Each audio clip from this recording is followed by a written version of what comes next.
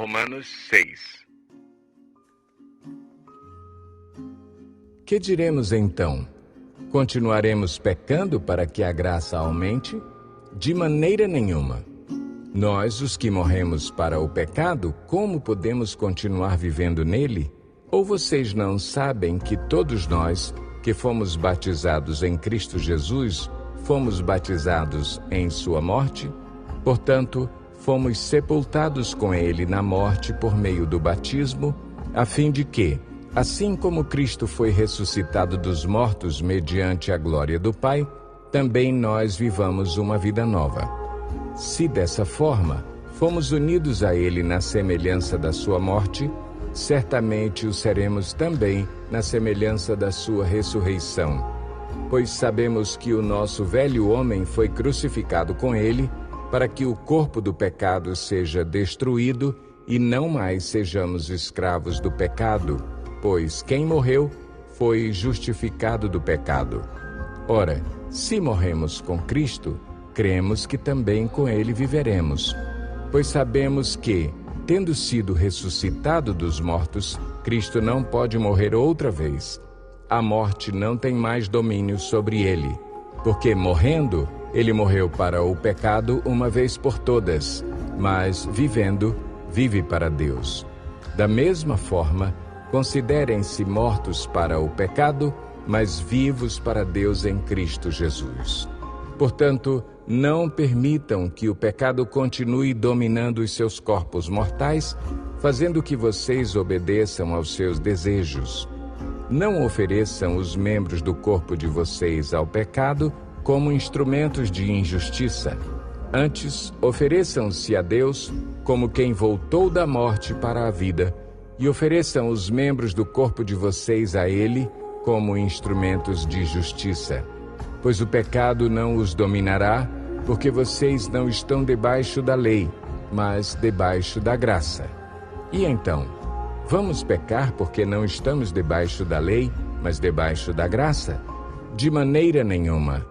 Não sabem que, quando vocês se oferecem a alguém para lhe obedecer como escravos, tornam-se escravos daquele a quem obedecem, escravos do pecado que leva à morte ou da obediência que leva à justiça? Mas, graças a Deus, porque embora vocês tenham sido escravos do pecado, passaram a obedecer de coração à forma de ensino que lhes foi transmitida. Vocês foram libertados do pecado e tornaram-se escravos da justiça. Falo isso em termos humanos por causa das suas limitações humanas. Assim como vocês ofereceram os membros do seu corpo em escravidão à impureza e à maldade que leva à maldade, ofereçam-nos agora em escravidão à justiça que leva à santidade. Quando vocês eram escravos do pecado, estavam livres da justiça. Que fruto colheram então das coisas das quais agora vocês se envergonham? O fim delas é a morte. Mas agora que vocês foram libertados do pecado e se tornaram escravos de Deus, o fruto que colhem leva à santidade e o seu fim é a vida eterna.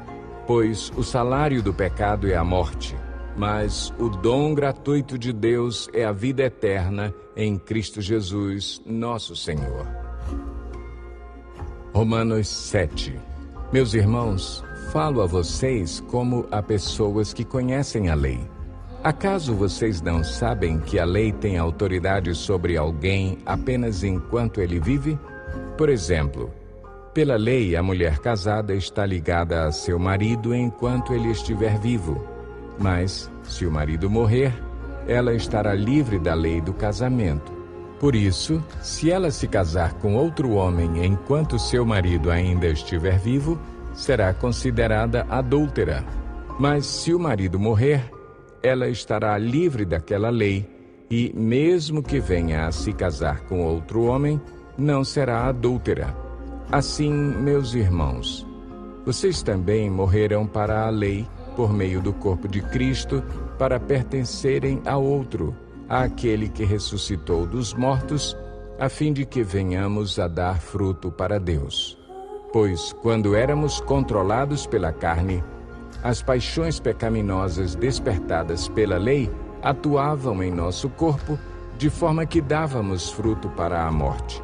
Mas agora, morrendo para aquilo que antes nos prendia, fomos libertados da lei para que sirvamos conforme o novo modo do Espírito, e não segundo a velha forma da lei escrita.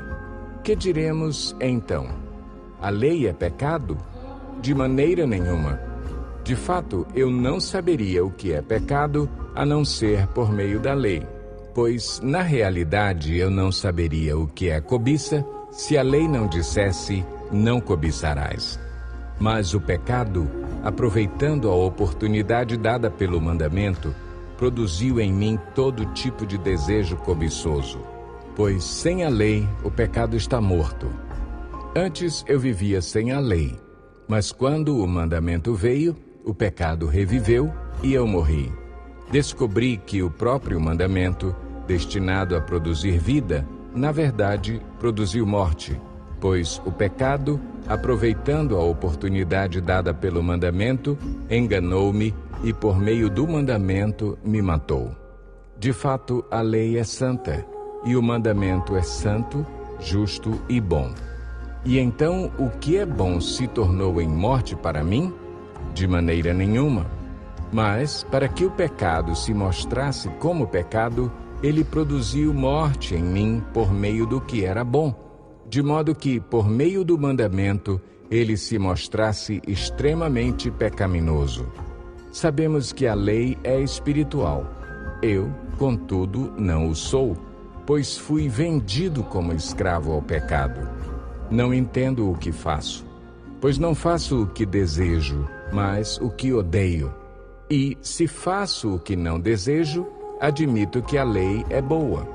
Neste caso, não sou mais eu quem o faz, mas o pecado que habita em mim.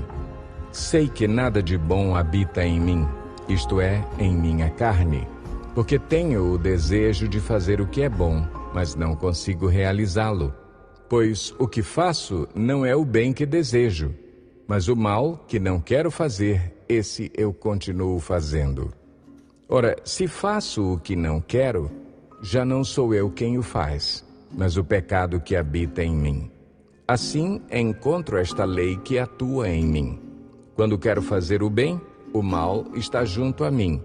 No íntimo do meu ser, tenho prazer na lei de Deus, mas vejo outra lei atuando nos membros do meu corpo, guerreando contra a lei da minha mente, tornando-me prisioneiro da lei do pecado que atua em meus membros. Miserável homem que eu sou! Quem me libertará do corpo sujeito a esta morte? Graças a Deus por Jesus Cristo, nosso Senhor. De modo que, com a mente, eu próprio sou escravo da lei de Deus, mas com a carne, da lei do pecado.